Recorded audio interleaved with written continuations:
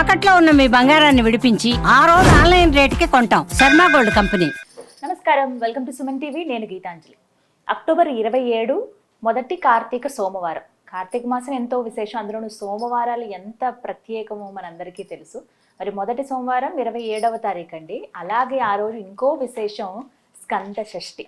మరి ఎంతో పుణ్యమైనటువంటి ఈ రోజున శివారాధన ఎలా చేయాలి, ప్రత్యేకించి విధానం అంటూ ఉందా? సుబ్రహ్మణ్య స్వామికి ఆరాధించుకోవచ్చు, అలాగే శివయ్యను కూడా ఆరాధించుకోవచ్చు అని చెప్తున్నారు. అంటే ఈ మొదటి సోమవారం శివారాధన వల్ల ఎటువంటి ఫలితాలు మనం పొందవచ్చు, విశేషంగా ఎలా పూజ చేసుకోవాలి తెలుసుకుందాం. వివరించేందుకు ప్రస్తుతం మనతో పాటు ఉన్నారు. గత 15 సంవత్సరాలుగా 30,000కు పైగా జాతక పరిశీలన చేసినటువంటి అనుభవం కలిగిన ప్రముఖ జ్యోతిష్యులు బ్రహ్మశ్రీ నందిభట్ల శ్రీహరి శర్మ గురువు గారు మనతో పాటు ఉన్నారు. వారితో మాట్లాడదాం. గురుగారు నమస్కారం అండి.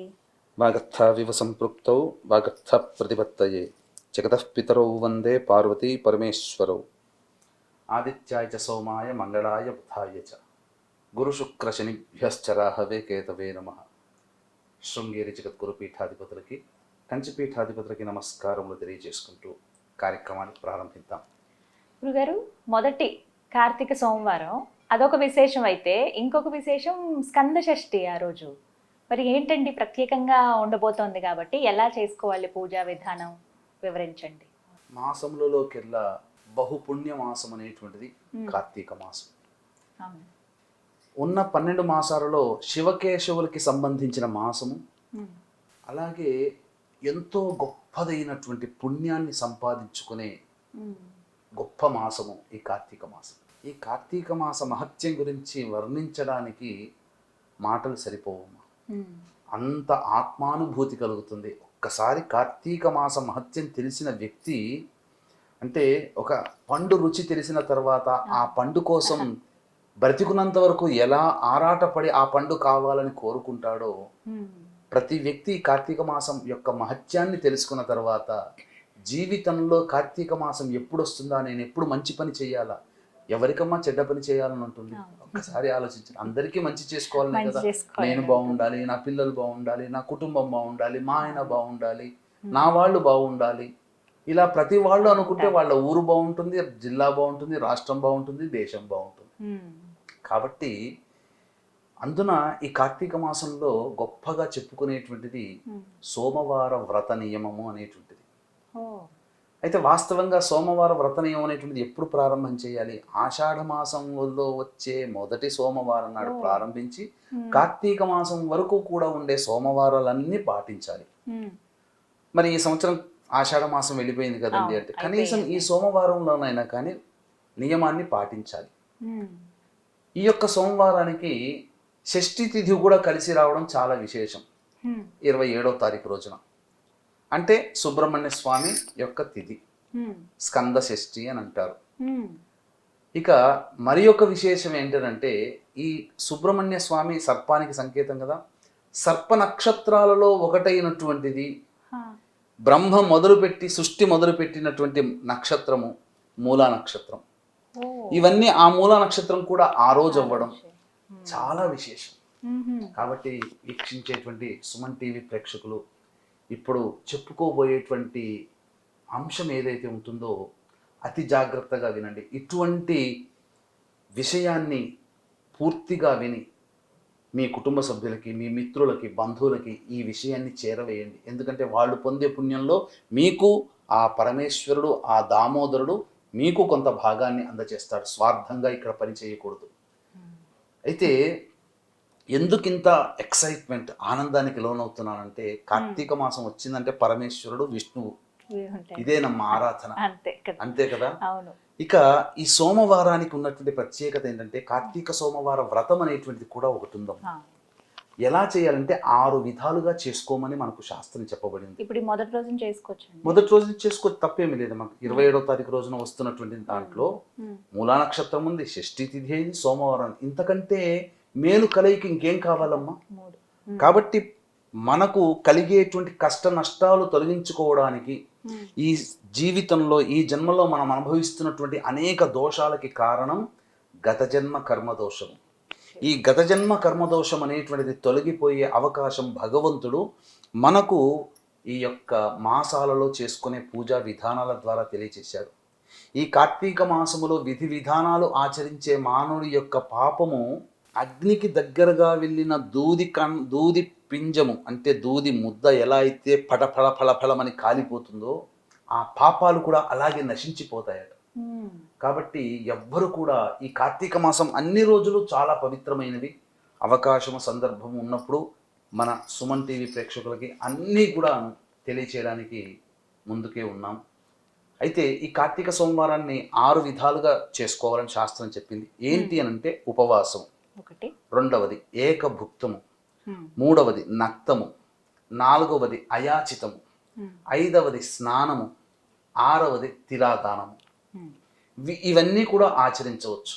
ఉపవాసం అంటే సూర్యోదయం కంటే ముందే లేచి కాలకృత్యాదులు తీర్చుకొని మొత్తము కూడా ఉపవాస నియమాన్ని పాటిస్తూ పాలు పండ్లు పదార్థాలు మాత్రమే భుజిస్తూ రాత్రి కూడా శివనామస్మరణ చేసుకుంటూ తెల్లవారి మళ్ళీ స్నానం ఆచరించిన తర్వాత శివ సహస్రనామ పారాయణం చేసుకొని భోజనం చేయడం విధానం. ఏకభుక్తము అని అంటాం. అంటే మధ్యాహ్నం పూట భోజనం చేసి రాత్రి పూట ఎటువంటి పదార్థం భుజించకుండా ఉండేదాన్ని ఏకభుక్తం. నక్తము అని అంటే సూర్యోదయం నుంచి సూర్యాస్తమయం వరకు కూడా ఉపవాస నియమాన్ని పాటించి పండ్లు కూరగాయలు లేదా భోజనము రాత్రిపూట చేసేటువంటిది. భోజనం రాత్రిపూట నిషేధము కార్తీక మాసంలో. పలహారం మాత్రమే రాత్రిపూట తీసుకునేది నక్తము. ఇక తదనంతరం అయాచితం. అయాచితం అనంటే మనకెవరైనా సోమవారం వ్రతం ఉన్నామని చెప్పి ఎవరికైనా తెలిసి అయ్యో ఉత్తగా ఉండకూడదండి, మీరు ఏదైనా భుజించండి అని చెప్పి ఎవరైనా తీసుకుని వచ్చిన పదార్థాన్ని మనం భుజించడం అయాచితం. మనకు సందర్భం లేకుండా అంటే మన ప్రమేయం లేకుండా వచ్చిన పదార్థాన్ని భుజించడం. ఇక స్నానం కేవలం ఈ కార్తీక సోమవారం నాడు నదీ స్నానం అయినా చేయమని శాస్త్రం. ఇక తిలా దానము చేసిన ఈ 6 భుక్తము, ఏకభుక్తము, ఉపవాసం, ఈ మూడిట్లో ఏదో ఒకటి, స్నానము, సంబంధించినటువంటి తిలాదానం, ఈ 3 చేయమని. ఇక కార్తీక మాసంలో సోమవారం నాడు రాహుకాలము ఎప్పుడు వస్తుందనంటే 7:30 నుంచి 9 గంటల వరకు ఉంటుంది. ఉదయం. కాబట్టి ఈ సంవత్సరం వచ్చేటువంటి రాహుకాలానికి సంబంధించి కార్తీక సోమవారంలో వచ్చే చాలా పుణ్యమైనటువంటి తిథి మూలా నక్షత్రము సర్ప నక్షత్రం అవ్వడము. పైగా ధనుస్సు రాశికి అంటే నక్షత్రం ఉన్న రాశికి ఏకాదశంలో రవి ఉంటాడు. ఇది చాలా గొప్పదమ్మా.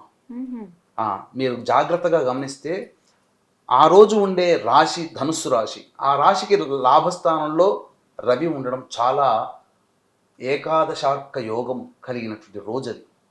ఆ రోజు తలపెట్టినటువంటి చేసినటువంటి పుణ్యము అనంతమవుతుంది, చేసిన పాపము కూడా అనంతమవుతుంది. కాబట్టి ఎటువంటి దుర్మార్గాలు చేయకుండా ఉండాలి. అంటే మద్యపానము, మాంసాహారము, ధూమపానము, తర్వాత దాంపత్యం ఇవి ఉండకూడదు. కందలు అంటే పిండి పదార్థాలు ఎక్కువగా కార్బోహైడ్రేట్స్ ఉన్నటువంటి ఆలుగడ్డలు, కందలు ఇవి తినకూడదు. ఉపవాస నియమాన్ని పాటిస్తే చాలా మంచిది. ప్రొద్దున్నే లేచి ఎటువంటి నియమాలు పాటించాలో కూడా మనకి సోమవారం వ్రతం ఏ విధంగా చెయ్యాలనేది కూడా మనకు శాస్త్రంలో చెప్పబడి ఉందమ్మా. కాబట్టి ఈ చెప్పినటువంటి విధానాన్ని అనుసరిస్తూ శివారాధన చేసుకోమన్నది. వీక్షించేటువంటి సుమన్ టీవీ ప్రేక్షకులకి కూడా గమనిక, ఈ కార్తీక మాసము మహాపుణ్యమాసము. అటువంటి మహాపుణ్యమాసములో కార్తీక పౌర్ణమి గొప్పదైనటువంటి పుణ్యతిథి. ఆ తిథి రోజున సుప్రసిద్ధ మహిమాన్విత కాశీ క్షేత్రంలో జాతకరీత్యా కలుగు విద్య, వివాహ, ఉద్యోగ, దాంపత్య, అనారోగ్య సమస్యల నివారణకి ఇప్పుడు గురుడు, రవి, శుక్రగ్రహాలు ఈ అక్టోబర్ మాసంలో మారాయి. కాబట్టి అన్ని రాశులలో జన్మించినటువంటి వాళ్ళకి గురుబలం కావాలి. అలాగే శని రీత్యా చూసుకున్న మీన, మేష, మిథున, కర్కాటక, సింహ, కన్య, వృశ్చిక, ధనుస్సు, కుంభరాశుల్లో జన్మించినటువంటి వారికి, ఇలా దోషాలతో కూడుకుని జీవితం ఇబ్బంది పడుతున్నటువంటి వాళ్ళకి సర్వదోష నివారణ పూజలు, హోమాలు కాశీ క్షేత్రంలో మీ గోతనామాలతో జరిపించి సాయంకాలం 6 గంటలకి ప్రారంభమవుతుంది కార్యక్రమం. 5 గంటల లోపల మీ గోతనామాలు నమోదు చేసుకోవచ్చు. శక్తిపాతం చేసినటువంటి కరుంగలి మాల మీకు ఇవ్వడం జరుగుతుంది. అవకాశం ఉన్న వాళ్ళు కార్యక్రమ తదనంతరం కాంటాక్ట్ చేసి మీ గోతనామాలు నమోదు చేసుకోవచ్చు. ఇక ఈ సంబంధించినటువంటి వ్రత విధానం, నియమం ఎలా చెప్పబడి ఉందనంటే, సూర్యోదయం కంటే ముందే లేచి కాలకృత్యాదులు తీర్చుకొని ఇంట్లో ఆవునేతితో పూజా మందిరంలో దీపారాధన, అలాగే తులసి చెట్టు దగ్గర ఖచ్చితంగా దీపారాధన చేసి ఆ సోమవారం రోజున శివ సహస్రనామ పారాయణం ఇంట్లో చేసుకోవాలమ్మా. అలాగే చిత్రపటానికి ఈ సంబంధించినటువంటి గన్నేరు పూలమాల వేస్తే చాలా మంచిది. వేసి శివాభిషేకం చేసుకోవాలి. శివాభిషేకం చేసుకొని తుమ్మి పూలతో కానీ లేదా జిల్లేడు పుష్పాలతో కానీ అర్చన చేయాలి. అవకాశం ఉంటే ఈ సోమవారం రోజున శివలింగాన్ని దానం చేసినా మంచిది. విష్ణు ప్రీతి కోసమే దేవాలయంలో సాలగ్రామాన్ని ఈ రోజున చేయండి, దానం చేయండి. ఈ విధంగా చేసి ఇంట్లో వచ్చి ఆ రోజునంతా ఉపవాస నియమాన్ని పాటిస్తూ ఎవ్వరిని కూడా దూషించకూడదు, అసత్యం సాధ్యమైనంత వరకు ఆడకూడదు. ఎప్పుడూ శివనామస్మరణ చేసుకుంటూ శివుడు ఇష్టమైనటువంటి వాళ్ళకి శివాయ నమః, విష్ణు ఇష్టమైనటువంటి వాళ్ళకి దామోదరాయ నమః అనుకుంటూ నామాన్ని జపిస్తూ ఆ రోజంతా ఉండి ప్రదోషకాల సమయానికి మళ్ళీ శివాలయానికి చేరుకొని అర్చన చేయాలి. అర్చన చేసి ఆ శివాలయంలో శివలింగ దానం, అలాగే విష్ణు దేవాలయానికి చేరుకొని అక్కడ విష్ణు సహస్రనామ పారాయణం చేసి అప్పుడు సాలగ్రామ దానం ఆ రోజు చేయాలి. ఇక ఈశ్వరుడికి మారేడు పత్రాల మాల, విష్ణువుకి తులసి మాల ఆ రోజు సమర్పించాలి. ఆ రోజంతా శివనామస్మరణ చేసుకుంటూ జాగారం చేస్తే చాలా విశేషం. ఈ విధంగా చేసినటువంటి వాళ్ళకి ఇంతకుముందు చెప్పినట్టుగా పాపములన్నీ అగ్నిని తాకిన దూది పింజ ఎలా కాలిపోతుంది, కనుమరుగైపోతుంది, కంటి ముందే కనుమరుగైపోతుంది. ఇంకా చెప్పాలంటే చేతిలో వేసుకున్న పెట్రోల్ నిమిషం మనం చూస్తుండగానే ఎలా ఆవిరైపోతుందో, ఆ కాలంలో పెట్రోల్ లేదు కాబట్టి చెప్పలేదేమో, ఇప్పుడు మనకు అందుబాటులో ఉంది కాబట్టి మనం చెప్పవచ్చు. పాపాలు కూడా అలా మన కంటికి కనపడకుండా మాయమైపోతాయి మన శరీరం నుంచి. కాబట్టి ఇటువంటి అవకాశం ఉన్నటువంటి వాడిని ఎప్పుడు కూడా విడనాడకండి. ఆ సోమవార నియమాన్ని పాటించండి. ఇదే విధంగా 4 సోమవారాలు వచ్చాయి, 4 సోమవారాలు ఆచరించండి. ఇంకా చాలా చాలా గొప్పదైనటువంటి పుణ్యమైనటువంటి రోజులు ఏ విధంగా చేసుకోవాలో మరుసటి వీడియోలో మీకు తెలియజేసే ప్రయత్నం చేస్తాం. అలాగే మీకు అవకాశం ఉంటే కార్తీక పౌర్ణమి రోజున కాశీక్షేత్రంలో జరిగే సర్వదోష నివారణ పూజల హోమాల్లో మీ గోత్రనామాదులు నమోదు చేసుకోవచ్చు. చక్కగా వివరించారు గురుగారు, ధన్యవాదాలండి. సర్వం శ్రీ ఉమామహేశ్వర పరబ్రహ్మార్పణమస్తు.